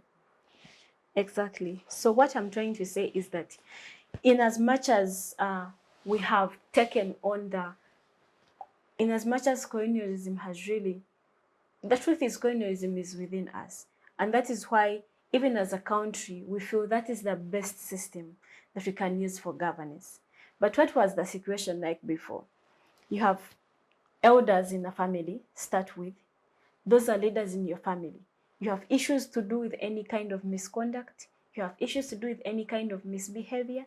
You have issues to do with any kind of grievances, rape, such challenges. These were settled at a family level. These were settled at a community level. And to me, that was leadership. These were because society believed that if I have this child, this is not your child as Tracyleen. This is a community child. And so it is the role of the whole community to actively make sure that this child grows and becomes that version that we want. And that to me would mean that collectively as a community, you will not do any injustice on that child. Two, you will make sure that that child becomes the version because you see a lot in them. And that kind of family setting, that kind of community upbringing has died out because of colonialism. But over time, when the situation was that, it was, you can look at the penalties, if you do this, if you rape a girl, they used to throw them over a lake. I don't remember, was it a lake in Calgary? Was it a lake or a river where they would? And so the sort of the control mechanisms were so much tangible that you would get afraid of doing the same tomorrow because you know what the penalty would be. But in a situation where I don't want to say it is only within Uganda, because of the systems and structures that we have inherited, that we have brought into our country from the colonialists. Do you think it's about time we reflect on this democracy that is preached by the West and perhaps develop a democracy that is African-centered? Different systems and different nations run differently. Only that for us, what we have done is we have taken on a whole system to fit into our setting, which to me I think somehow actually has not been of much attribute to what we actually as Africans attribute to. So thank you so much. Thank you so much. I want to engage Obbo on that particular issue. Reconciliation. Way back in 2018, we had efforts by the Interreligious Council of Uganda, civil society organizations, educational institutions, cultural institutions, and they packaged something called the National Dialogue. It failed along the way, but it was an idea that the NRM, the FDC, the DP were willing to be a part of. And we thought we should sit down as a country, talk to each other at different levels. We talk at the village, we talk at the district, we talk as education institutions and say how do we want the education of this country to be. We talk as cultural institutions and say how do we want to be. We talk as civil society, and everyone. It failed. Is it about time we revive that initiative and to this extent put reconciliation as a part of it? I think as a country, we really need reconciliation. People are hurting outside there. People are burning. People want to explode. And that is very dangerous for us as a country. I think as a country, we are on a grenade. Anytime we may explode. But when you talk about reconciliation, reconciliation comes with permitting justice. People are not going to reconcile if there's no justice. For example, if someone was killed, someone's parent was killed, how are they going to get justice? The people that killed that person should be held accountable. But if those particular people are not held accountable, then what reconciliation are you talking about? Reconciliation demands justice. But I go back to what Tracyleen is saying, that she draws a whole narrative, but the most important thing in this process of reconciliation is justice. If there's going to be any reconciliation in this country, people are accountable, and this may go up to the executive and probably the whole government. You see, Jimmy, when you talk about justice, there's always a debate in the fields of peace and conflict resolution that the two aspects of justice and peace, and people are always arguing about which should be higher than the other, which should come first, because you are chasing for justice, but that might continue affecting the peace. Or you are chasing for peace and people might end up saying there is no justice in this scenario. And I'll give you an example. In South Africa, post-apartheid, they established a Truth and Reconciliation Commission. And they said, let's come as South Africans, talk about the things that have happened through this apartheid regime. Let the whites say whatever they did truthfully, and let us say how much we were hurt, and let us say, okay, this has happened. We agree you were wrong, we were wrong, and we hurt you, we are sorry. Let us start afresh as a people. And we see there is peace in South Africa because of that project. What do you have to say? I know when you draw an allusion to apartheid in South Africa, and you bring it back to context of Uganda. Are the systems in play willing to open up about the atrocities they have done to Ugandans? Obviously not. They are not ready to open up. The country generally is not yet ready for people to begin opening up and have acceptance in regards to what they have done as an opposition, what they have done as government that has tainted this country. I don't think they are ready. But for me, my argumentation is going to be, if we are going to have the peace that you advocate for, people need to have the justice. Because if you say we are just going to say, we talk, people are grudging inside, people are hurting inside, people need to be listened to, people need a form of justice for what they have been affected with over the time. The people that haven't gotten justice probably during the Idi Amin's time, the all those people that are hurting, the people are hurting during the UPC government, people that are hurting in this government. So always people need an ear to be listened to. But if those people are not listened to, we're in a time bomb. We can easily be used by forces from wherever into these communities that are hurting, communities that are grudging. They can be used to destroy this country. And when people become so desperate and they don't have a sense of direction, they don't have hope in them, they become so dangerous. They can do anything because they do not have anything to lose. And that is what is beginning to be seen in this population. The people in this country that feel they do not care about anything. When people get in the streets to riot, they know what they are going for there. Very many Ugandans know that there are bullets there, but they seemingly do not have anything to lose. So they say, I will go out there and if I don't come back, because they do not have anything to lose. So if you begin to have a young population of people like that, that feel they do not have anything to lose, but they can risk anything, including their life, to just go out there and be activists and demonstrate, I think that is very bad. But for me, I think reconciliation starts with justice. That is the playing ground. Justice should come first. Thank you so much, Mr. Brian. Winny, reconciliation. In the Gambia, after the fall of His Excellency Yahya Jammeh, they established a Truth and Reconciliation Commission. However, it was different from the one of South Africa. For them, they said, a lot has been done in this country. We cannot just sit, talk about these things, apologize, and it's done. They said, let us collect all this evidence, come out with a report that actually underpins some of the people that committed most of these atrocities. They should face justice. They should go to courts of law. They should be prosecuted and convicted. In any case, we have a Truth and Reconciliation Commission in this country, and we want to sit and get out all the evidences of people who have tortured, people who have abducted, people who have grabbed land. Recently, we have the Valalo crisis in northern Uganda, and a couple of other challenges in the country. Do you think we should just sit and talk and forgive each other, or we should actually go ahead and punish some of these individuals? Now, Obbo mentioned something about whether you are going to take the direction of truth and justice, and he mentioned whether we can reconcile, and he highlights the issue of, is the person you're going to reconcile with willing? Back in the early years of this, I think it was the earliest struggle years of the NRA that time, I believe, we had issues that happened. There is a gentleman called Kaira, if you've heard of him. Kaira was killed. Allegations. Allegedly.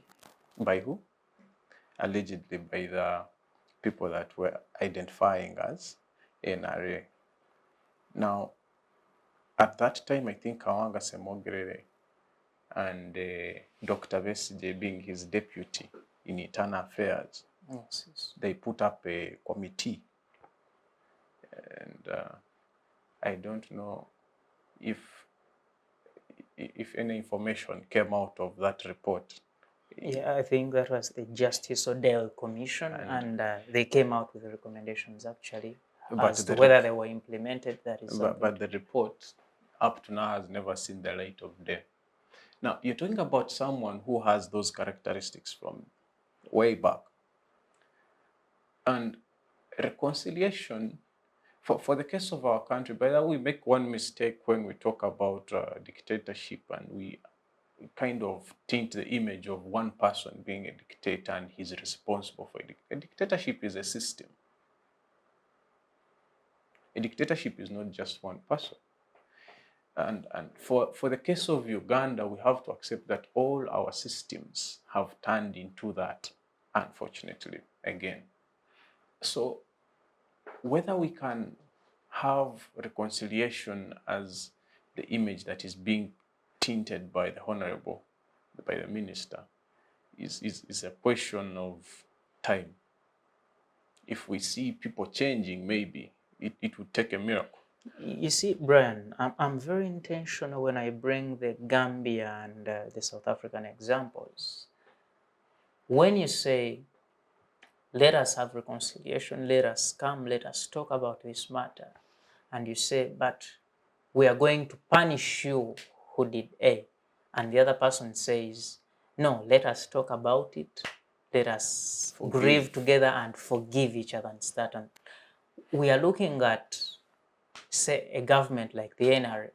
You have people in there who have committed a couple of atrocities in this country, and you want to attract them to this process, because without the NRM on this process, then you can't do anything.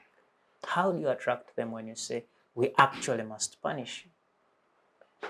I think it's Voltaire who mentions and says, those who can make you believe absurdities will definitely make you commit atrocities.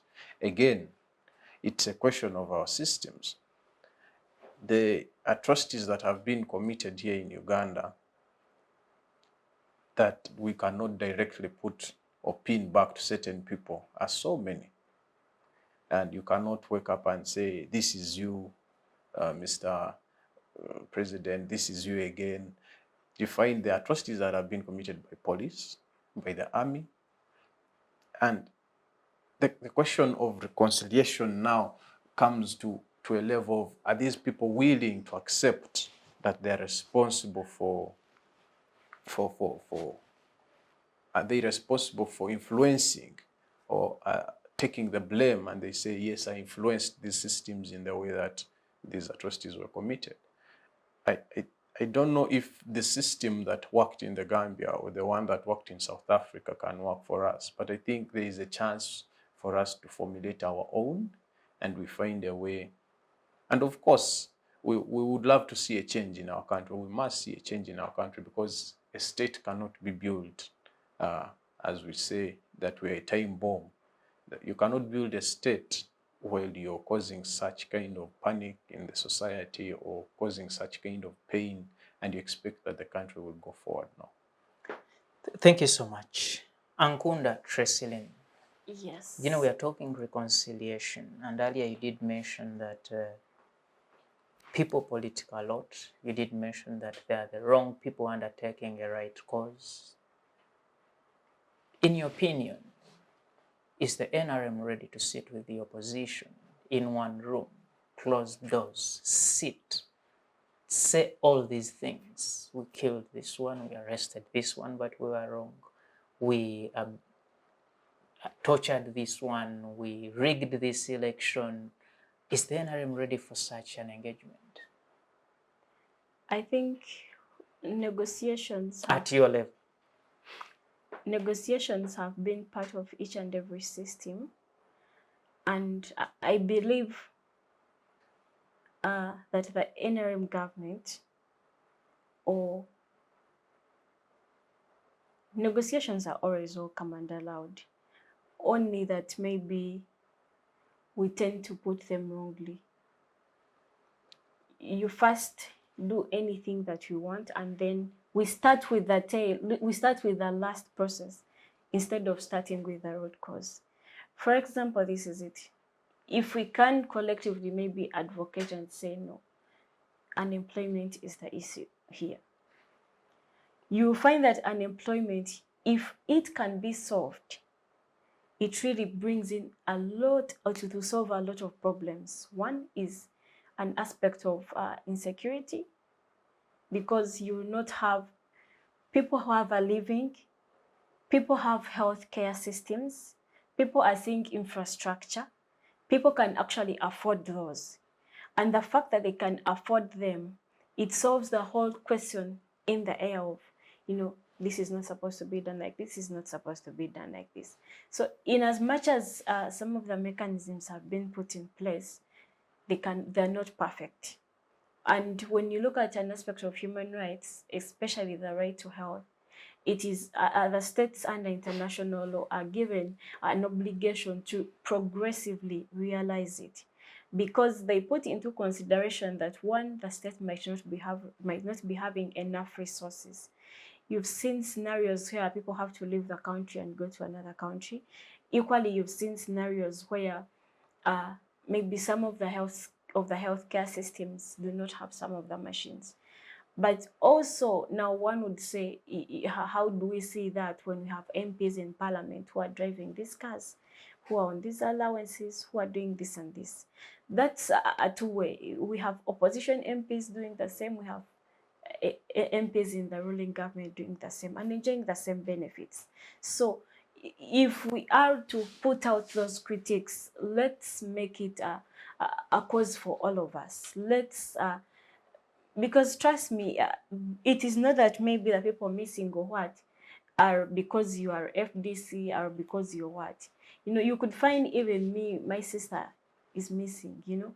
If your sister is, if your friends, if your neighbor's son is missing, you shouldn't be happy because your neighbor's son is missing, because tomorrow it could be your son that is missing. So what you should aim at as an individual, whether in the ruling government, whether in the opposition, is how do you collectively get this to the best that you desire for society? How do you formulate the right mechanisms? Otherwise, blame game does not solve anything. Blame game does not take us anywhere. If maybe the ruling government is saying, no, this is not what is done. Now, I'm just giving like a general overview, regardless of where I belong. If the ruling government is saying, no, this is not what it should be, and then the opposition is saying, no, this is not what it should be, in the long run, we shall stay in pulls and pushes. But if we can, like you said, collectively come to table, say, no, this is not done like this is done like this. This is not done like this. Now, it goes back to also that grooming that we have in society. This could have been complained about 10 years ago, but it should not still be complained about 10 years later. Because why? We are growing. You're going to have children who are going to be in these spaces. The mentorship and grooming that you give to your children today can cause a change 2 or 4 years from now. Because on a scale of 10, and you are grading the leaders we have in the country today, all of them, not NRM leaders, not FDC leaders, all of them, how would you rate them at a scale of 10? At a scale of 10, I think it's quite unfair for me to put religious leaders, politicians, civil leaders, Political all leaders. in the same category. Political leaders. I think political leaders, how many would I give them? Now, I don't want to really answer it in the way you put it. Be a good teacher.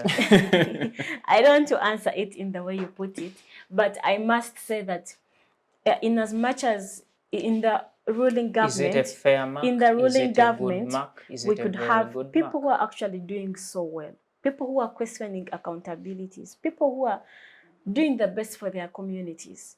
The same way with opposition, we could have people who are doing the best for their communities. Tracyleen, you're But a very we could big have believer people in who are democracy, doing. and the democracy preaches representation. Yes. We cannot have all Ugandans in the parliament. Therefore, we take the view of those in leadership, and the majority take the lion's share of the decisions that take place in parliament. So we need a general.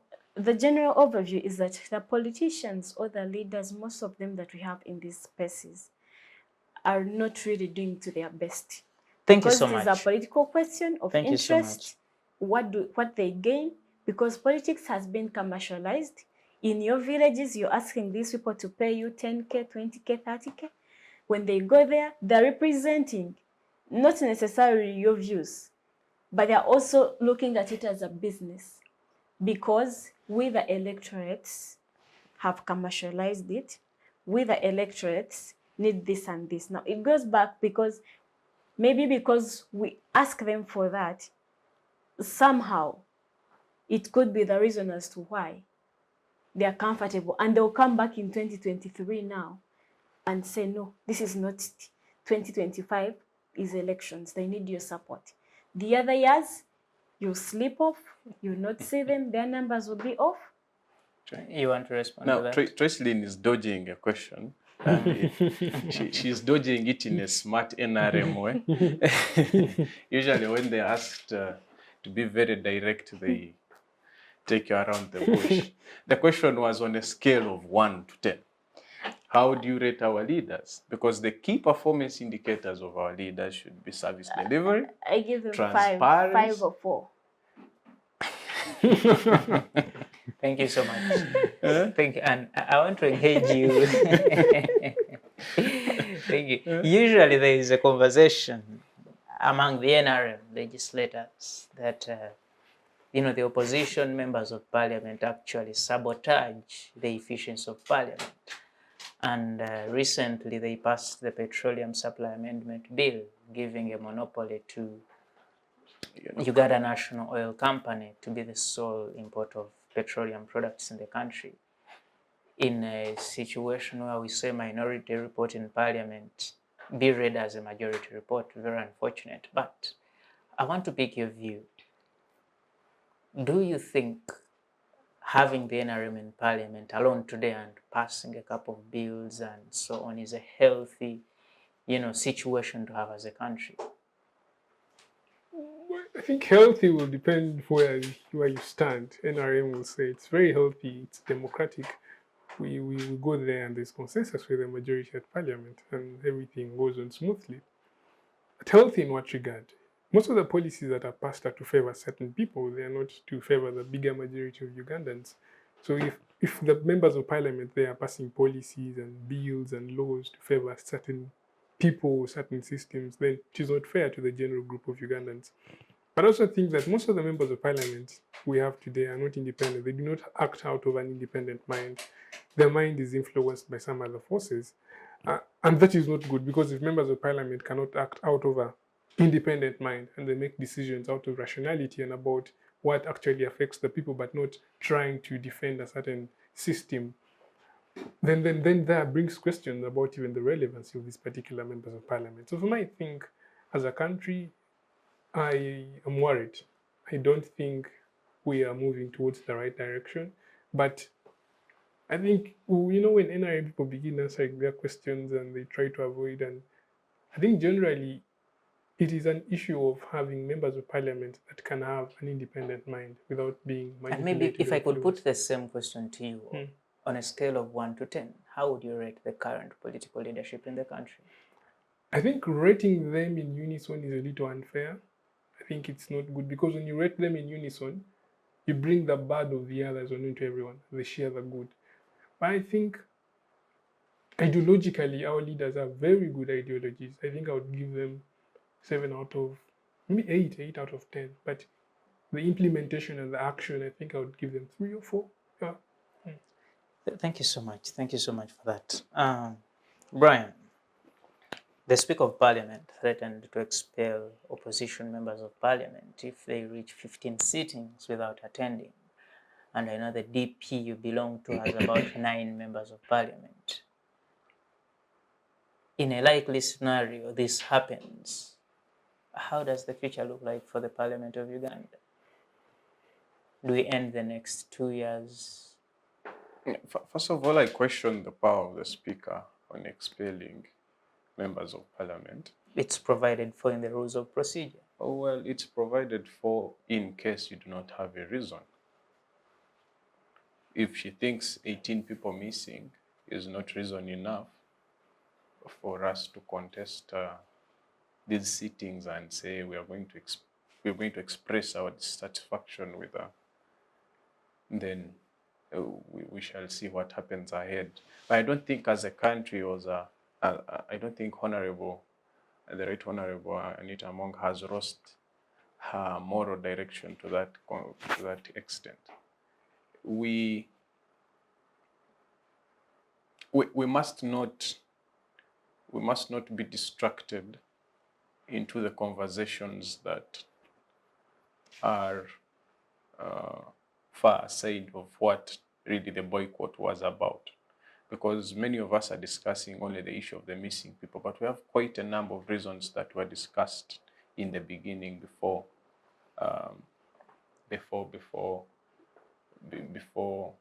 we reached this level of boycotting.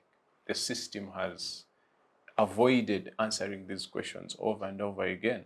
So there is reason, and she's fully aware. So I don't see this happening. And in case it does, then it's going to be quite a very bad image. Yesterday, again, it comes to the systems that we're having issues with our systems. Yesterday, we saw a terrorist, an ADF man, being tried in a civilian court.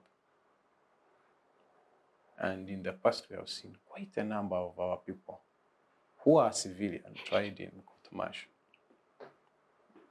So we expect the judiciary again to come out in case, but it's a judiciary that we have just described that we expect to come out and defend the rights of these members of parliament, because I'm sure if such a decision is made, it will be contested still. Thank you so much. Tracyleen. Yes. Post-independence, pre-independence, independence time, and post-independence, we had a couple of leaders in this country and on the continent whom we thought were very, very good leaders. You could mention the Milton Obotes and his performance in his first term. You could talk about Ignatius Musazi. You could talk about the king of Busoga was highly involved in the politics of the country, His Highness Nadiope. By extension, on the African continent, talk about Julius Nyerere, Kwame Nkrumah, Jomo Kenyatta, Iko Seko Ture. Very many of them, they were involved in the politics, and the things they said, the things they did practically are things that are up to date, so dear to us as Africans.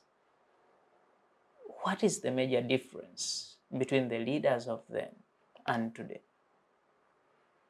I think the difference is that the leaders then had unity. They had unity, and colonialism had not yet gotten to its deep roots. An African leader would stand up then and say, this one I don't want, this one I want. But then also there was collaboration. I think you remember when, forgotten the name. I've forgotten the name of the person, Please, but it's okay. there was a really a collaboration between leaders, especially presidents. That a president from Uganda, if maybe it was a coup that had taken you off, you'd find they're training now with a neighboring president in another country. And that correlation somehow has not been built up to where it should be now.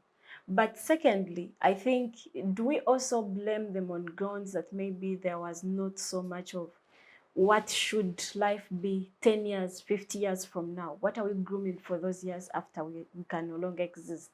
For example, look at leaders like Julius Nyerere. I think you've heard about the Julius Nyerere Leadership Center. Those are some of the spaces that are there to groom young leaders and remind them of those core values and principles of those leaders that were able to emulate then, which is lacking right now. You can look at maybe say, there is a lot of infiltration, but also in terms of development and desire to see change in society, that we have a lot of capitalistic ideas, we have a lot of Eurocentric ideas, we do not have an African nasty within us. We are not Africa-centric. And so the more we try as much as to understand what is not African in an African setting, And becomes maybe challenging. briefly, as you finalize on that point, but also give your closing remarks. Yes. How do we build that Africanist? Africanity goes back to identifying who we are. Who really are we as Ugandans? Who really are we as Africans? And what do we really stand for? That is why when you look at issues of morality, Africa still upholds morality. Africa still believes that this is what God maybe would have. This is what God recommends of us in some of the scenarios. Look at things like homosexuality. That is where we had opposition, NRM, everyone really come in and say no. As Africans, this is the morality. This is what we should take. If we can look at aspects of human rights in a more way of morality, in a more way of modesty and composure to overcoming the challenges, then only then could we come up as a team together. If we are saying, also Africa as a country, we have upheld and we believe that even when if everything has failed, at least there is God. At least we can believe that God can change something. So in as much as we are Africans, we need to really know our values as Africans, and we need to live up to them, and we need to do each and everything that it takes to appreciate them, to be on the table of negotiation, to understand our challenges. They might not be the same, but they relate, they cross-cut. If it is in trade, they cross-cut. If it is in business, they cross-cut. How many of us have you seen, for example, talk about like coffee? How we have not had so much of our countries in Africa zero down to how can we agro-process this? How can we repackage it for ourselves? We are only looking at how do we send our raw materials to the outside African countries and benefit. And in the long run, they're actually benefiting more than us who are the actual producers. So we need to really understand ourselves as Africans, know our grounds, know what our soils are made of, know what our capacities are and what we should attribute to and what we should not attribute to, without compromising our integrity, without compromising our honesty and truth. Thank you so much, Tracyleen. Jimmy Obbo, in a minute, how do we reinforce the Africanity? How do we bring back the values, mainly in our leaders, so that they can think about things that help this country? In a minute, as you give your final remarks. During the struggle for independence in Africa, African leaders had a target. The target was to eliminate colonialism and have an independent Africa. When we attained independence, our leaders seemingly lost the identity, the ideology of what they are fronting. If you ask Ugandans, if you ask Africans, what their leaders are actually presenting to them, they may not necessarily have answers for that.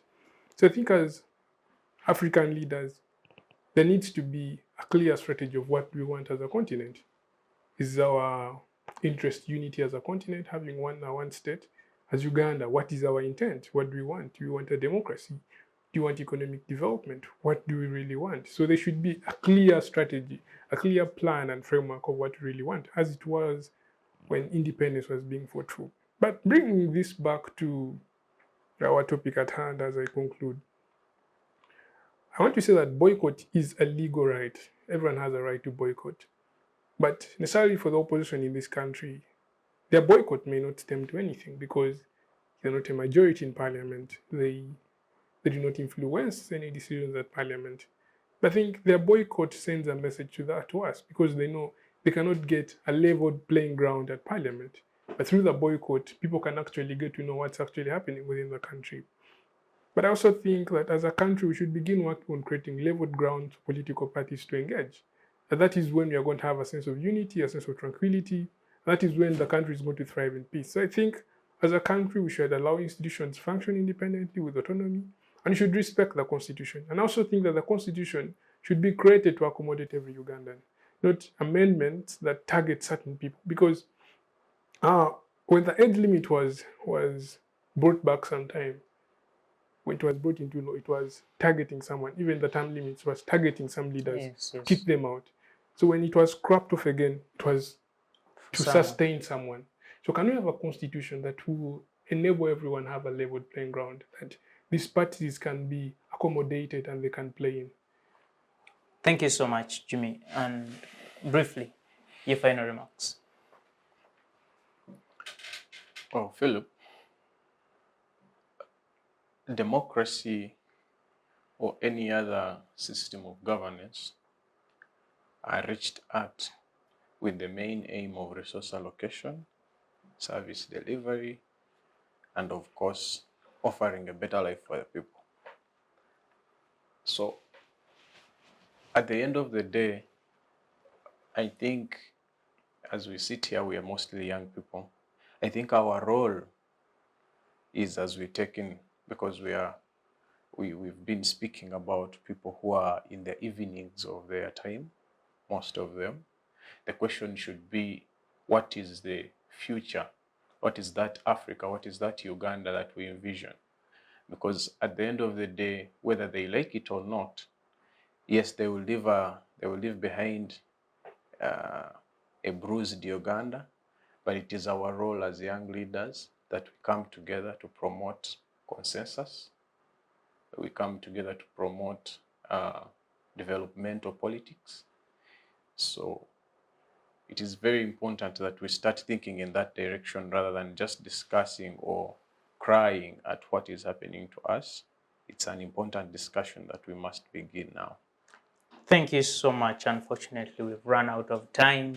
Thank you so much, Jimmy Obbo, for joining us today. Tracyleen Ankunda, thank you so much for joining us today. And Brian, Winny, thank you so much for joining us today. And to you, our dear viewer, thank you so much for keeping with us all this time. It's been the Youth Roundtable on Civic Space TV, today's edition. I am Phillip Muliisa. Remember, this is made possible by the Center for Constitutional Governance. Thank you so much for the brick you put on the civic space of this country. Thank you and see you next time.